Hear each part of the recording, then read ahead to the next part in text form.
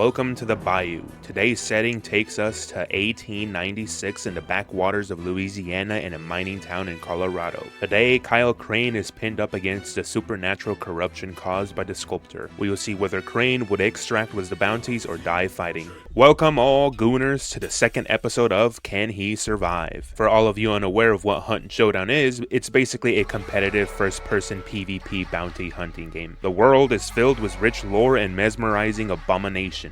This game suffers from a lack of success. If you've never played this game before, you should give it a try. There are many things wrong with the game, but it's like an addiction that keeps pulling you back in, like a never-ending cycle. Which is basically what the premise of the game is. You fight, and you either win or you die, and then repeat. I couldn't even tell you how many hours I have on this game, but above all else, at least for me, what sets this game apart is the grotesque and enthralling lore. Now, I understand this isn't technically a zombie game, but I think this is a perfect setting to see how Crane would fare up against this world. For this fight, I'll be using endgame the Beast Crane, with the only exception being he isn't allowed to use any weapons acquired during the game, or equipment. The reason I'm choosing the Beast Crane is because technically speaking, the hunters in this universe possess some powers acquired through perks and packs. I also think it's only fair for him to use weapons of this time period like all the other hunters. So he'll have access to all the equipment the hunters do. Now right off the bat, Crane is at a huge disadvantage. The hunters have injected themselves with a serum that gives them a few abilities. One being Dark Sight, it allows the hunters to perceive almost a second world hidden to the naked eye. In a dark hazy mist, they can see hidden clues to aid them in finding the bounties. Furthermore, the ability can be used to track down hunters with a bounty token. But the most important thing of all, the one thing that gives the hunters the true advantage over Crane is the fact that the serum corrupts their bodies, giving them a resistance to the corruption, albeit at the cause of damnation. Also, some already have an immunity to the corruption. Why does this give them an advantage? Well, simply put, this quote-unquote virus would be able to corrupt Crane. If this were a normal virus, then we could make an argument that perhaps Crane would be immune to it. However, this is sorcery. It's blasphemy. This is the Sculptor. It's a supernatural disease caused by this entity, allowing him to puppeteer these zombies for its own ambitions. Crane would have no immunity to this entity's powers, meaning any zombie, any bug carrying the corruption could possibly infect Crane. Sure, all the hunters still have to watch out for these zombies, but Crane would have to be extra careful to prevent infection. Now, a heads up, this game is full of lore, too much in fact. So there's a chance I might get some things wrong, in which case I do apologize in advance. If you are interested in better detailed lore videos, I'd highly recommend you go watch Hazma FTW. This guy is freaking goated. He has the best voice I've ever heard, and it's so befitting for this world. And his videos are exquisite, if you will. So yeah, if you want lore videos, go watch this guy. We must now get an understanding of what this world is. Allow me to tell you a story. A story of a world afflicted by a supernatural disease that ran rampant, contaminating everything in its path. We know the virus originated somewhere in the depths of Louisiana, but we don't know who Patient Zero is. During the initial spread of the corruption, the residents of the bayou took almost zero precautions to attempt stopping the spread. At first, they had no clue of what this was, believing it was some kind of fever plaguing their towns. Once they realized how bad it was, they requested aid from their government officials, but their pleas went unheard. So what is the corruption? Well, we know it was caused by a supernatural entity, the Sculptor, and the lack of containment allowed it to spread quickly, rampaging through these citizens. The time period of infection before a person would die varied depending how close they were to the source. The closer they were, the quicker a person would succumb and eventually die. They could last hours before dying. Subsequently, the further you were, the longer you'd be tormented before dying. Those further would be condemned to suffer months of grueling, nightmarish pain before eventually dying. The corruption would present itself like any common flu. The initial belief of those outside of Louisiana believed this sickness was some type of yellow fever. The initial symptoms affected the body, sickening it. The infected would grow weak, suffer from fevers and tremors, The second stage would begin to corrupt the mind. Their minds would begin to turn on them, distorting their perception of reality. It would induce hallucinations, paranoia, and many other horrific things that could drive a person mad. At this point, the corruption would force a sadistic, bestial rage on its victims, forcing them to have violent outbursts. Although at this point, the person wasn't fully gone. The third stage. At this point, the corruption would fully consume a person, causing them to suffer from blackouts. In this state of unconsciousness, the infected would begin murdering anyone in its reach. During these blackouts, it would appear it was more than just about killing. They would consume the bodies of their victims. After this point, death would soon shroud them in its cold grasp, but not even in death would the sculptor allow their torment to end.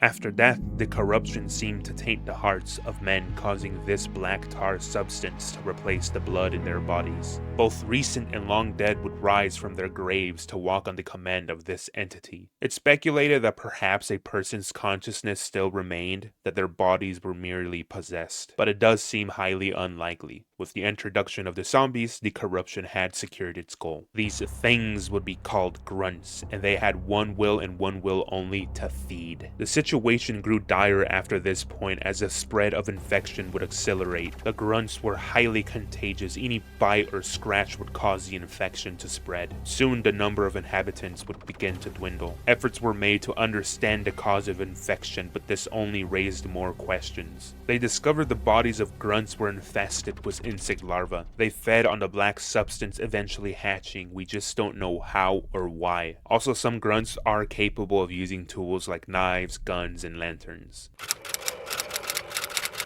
This group of hunters had been fighting against the supernatural for hundreds of years, and with the appearance of the corruption, a new purpose, a new threat presented itself. Sometime after, the hunting grounds would be opened to the hunters as an attempt to contain the corruption, or at least halt its progress. However, the efforts were futile as the swarms of grunts only grew in size. The war against the corruption seemed fruitless, that is, until Huff started targeting the rifts. He believed that by sealing these rifts, he could scuff out the connection of the sculptor's influence on our world. He would pay any hunter a great sum of money for closing any rifts. And initially, it worked. But this wicked disease had other plans. Soon grunts began mutating, and along came the hive, or as my friends and I call her, the bee bitch, and the armored. If you haven't realized by now, the corruption is disgusting in the way it mutates a person. The bee bitches, for example, have this beehive protruding out of their body. The worst part is, it sprouts out of their wombs. Their mangled bodies are now covered by these bees that can kill anybody within seconds. Not even the serum would protect the hunters from this new threat, but it only got worse for the hunters. It seems the sculptor realized the threat the association possessed and responded quickly with the corruption. It began finding measures to prevent the hunters from closing the rifts. Fewer men came out of these hunts, but as sure as the sun sets and the moon rises, the corruption responded in retaliation and soon launched a counterattack against the hunters. Wild, ferocious packs of canines that hunted their prey relentlessly were released. Immolators, the spawn of hell itself, in appearance began plaguing the bayou. Any cut to their skin would cause them to burst in a shroud of hellfire. The water devils, these creatures were formed with thousands of worms. The bayou's aquatic life went extinct due to these creatures, and possibly the worst creature created in this attack, the meathead. This thing was born from a corrupted fetus of a child conceived in the bayou. It would burst out of their mother's womb. Truly horrific. This atrocity's mere existence is a curse to God itself. But this was only the beginning. Soon creatures born straight out of nightmares began appearing. These things are the bosses we hunt in the game, but seem to, in a manner of speaking, work directly under the sculpture. Now, there's way too much information to go over, so I'm going to give you a simplified synopsis of these creatures. The assassin. This thing could seemingly melt into swarms of insects. It could make clones, and like the name suggests, this thing was effective at killing hunters with surgical precision. And honestly, out of all the bosses in the game, this one, at least for me, is the most annoying one to fight. The Scrapbeak. This thing has possibly one of the worst fates caused by the corruption. Basically, this person's body became mangled during a war and many prosthetics were used to replace the lost limbs. You can hear the clanking sound it makes every time it walks and its screeching howls of pain. Now this creature has become a loot goblin, collecting everything it can and keeping it in its lair. It's also annoying but can be useful against other hunters as it throws concertina bombs, which can help against anybody attempting to breach. The Butcher. This was the Sculptor's weapon of destruction. It's the largest creature that can be found. It crowns the head of a pig and is capable of spewing hellfire, cleaving away at anything foolish enough to get close enough. Its body resembles that of a meathead. The spider is the least terrifying out of all the bosses. It's literally just a big old spider, or so you'd think. But this thing is a clear definition of what an abomination is. Its body is an amalgamation of corpses. Its entire appearance is altered horrifically. It has poison, moves very quickly, and can jump on people. Now, there's two lesser bosses that can be found in maps that only have one bounty. That being the Hellborn, which is like an immolator with a few differences, and Rotjaw, or as we call him, Cockjaw. So that's basically it. I know everything I said is basically a gross simplification of the actual lore, and I know there's so much more I didn't talk about, like the desolation of the Hunter Association and the packs that were formed, and many other things, but for this video they are kind of irrelevant, and for the purpose of this portion of the video was to give a brief understanding of the Hunt Showdown lore. You can either enter as a solo, duo, or trios. Up to 12 players can be in a match. You must collect clues in order to find the lair of a boss. If you manage to kill a boss and collect their bounty, you will be shown on the map to all the other players, but you gain the ability to literally see any person near your vicinity. Killing another player allows you to loot their corpses and trade your guns for theirs. The essential objective of the game is to extract with a bounty to get rewards. You could also opt to escape without getting a bounty. If you die, you lose your character indefinitely unless you have a death cheat perk. Furthermore, perks and packs give you different abilities that aid you in the hunt. The environment also reacts to you, like chickens, dogs, crows, cows, and horses will react to you if you get too close or make a loud sound, alerting nearby hunters. You can find equipment all throughout the maps, and there are supply wagons where you can loot up to continue the fight. Also, there's a timer in each game, and if it runs out, you automatically lose. You can choose to get one bounty and dip, or you can be a Sigma male and go after the other bounty. But you must always be careful, as people in this game are rats, and it's one of the major reasons why this game is dead.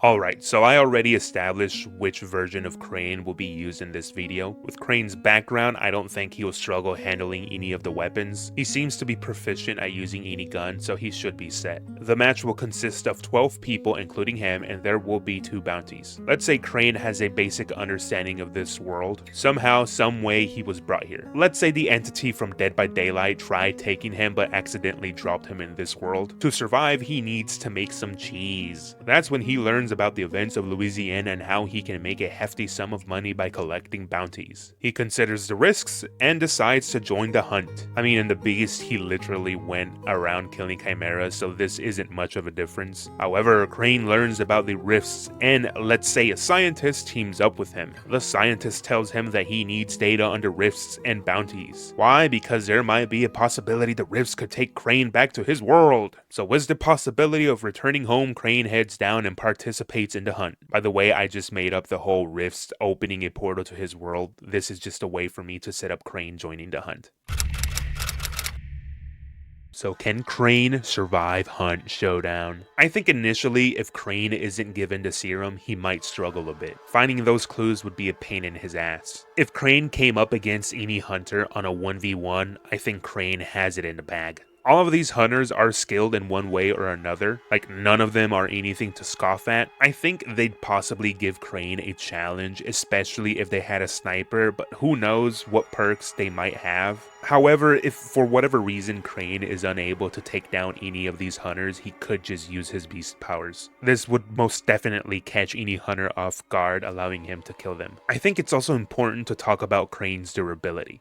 Game-wise, he can basically die from just about anything, but if we go based on the lore, then it changes a little. His durability seems to be extremely high, especially when fighting the chimeras. He can be dealt a lot of damage and it doesn't seem to bother him much, especially in his beast state. However, Crane is by no means immortal and can die. We've also seen him be taken out by humans. A major moment I want to point out is during this scene, the Baron seemed concerned that his soldiers were going to kill Aiden with their guns, but in a different scene, he took a grenade to the face and came out unscathed. Their durability seemed highly inconsistent. Why does this matter? Well, to avoid an argument, let's say Crane is relative to Aiden, possibly stronger due to all the GSB he took. If those guns could kill Aiden, why can't they kill Crane? Also, during the Last Supper, it seemed the Baron was going to kill Crane with a knife, so it's obvious they are impervious to weapons and can die. I think this gives a better understanding to the dire situation Crane is in. These hunters have been fighting this dark supernatural force for a long time. Seeing someone like Crane using his powers would be like a typical Monday for them.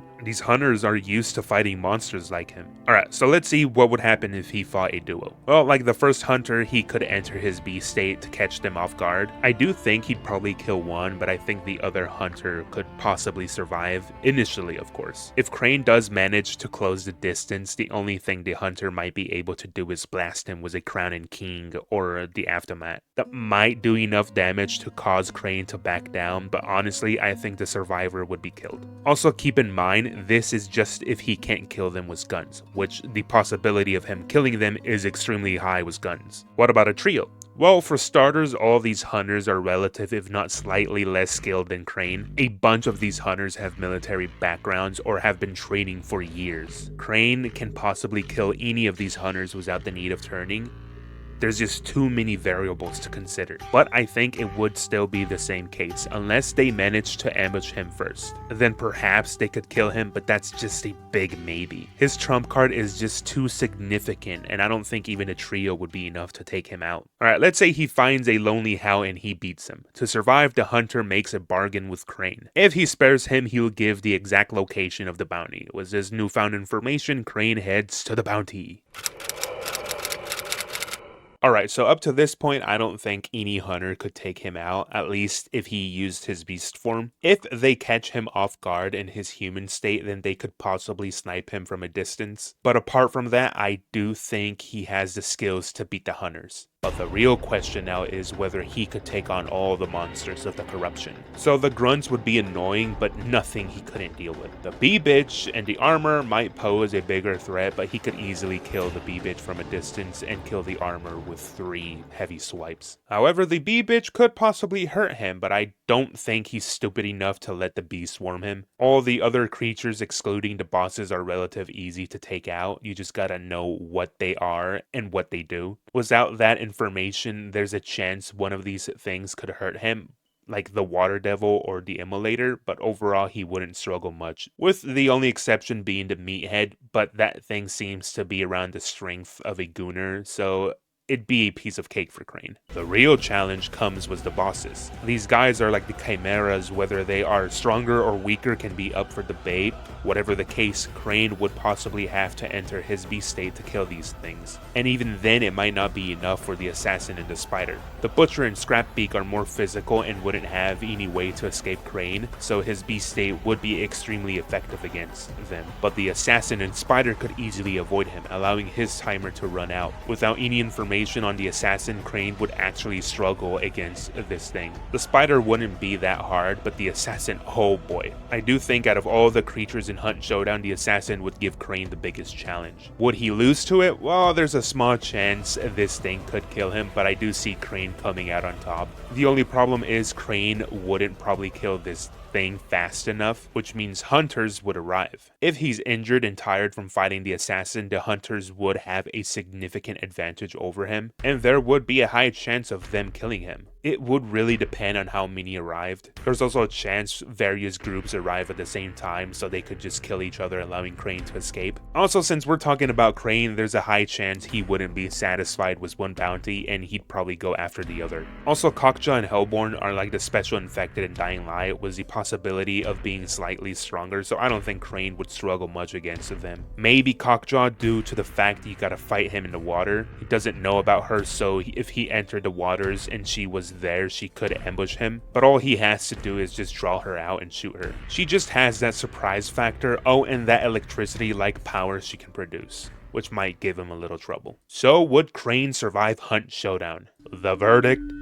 Yes. And maybe not. If it's a 1v1, Crane is honestly beating everything. If hunters gang up on him, he might struggle, but he's taken out dozens of people at a time before. Their only way of winning is through an ambush. There's also way too many hunters to go over, so I'm kind of ignoring their lore, but there could be a chance that there is a hunter who could possibly kill Crane, but his beast state will essentially allow him to mog on all of the hunters. He also has insane parkour skills, but the bayou is an open area, so most of the time he will be on the ground, but in up close spaces, it might give an advantage, unless a person just wallbangs him. All the creatures on the other hand don't possess the capabilities of actually killing him. Hurting? Sure, but killing? I highly doubt it. Crane has fought volatiles, demolishers, chimeras, and other abominations. Let's be honest, the bosses are weaker if not relative to these creatures. But why would he possibly lose? Well, he isn't immune to the corruption. I honestly think the Sculptor would try everything in its power to corrupt Crane. If a single mosquito carrying the corruption infects Crane, it's more than likely GG. Crane has no immunity to this power. If he got the serum, then he'd be safe, but without it, there is a high likelihood that he just gets infected and dies. Although, even if he got infected, he could stay alive for a long period of time, it just really depends. And we can't say, oh, he's too good to get infected. Might I remind you, in the beginning of Dying Light, he gets instantly bitten. Sure, he's now a pro at fighting the undead, but for this world, there's just way too many ways of transmission. So yes, Crane would be everything this world has to throw at him, but there's a very good chance he'd get infected, but if he didn't, then he'd survive, or at least I think he would. You've now reached the end. I appreciate your time. If you have any verse you'd like to see Crane go up against, or any character of a zombie verse, please let me know. Like, sub, or don't, as long as you enjoyed the video. Goodbye.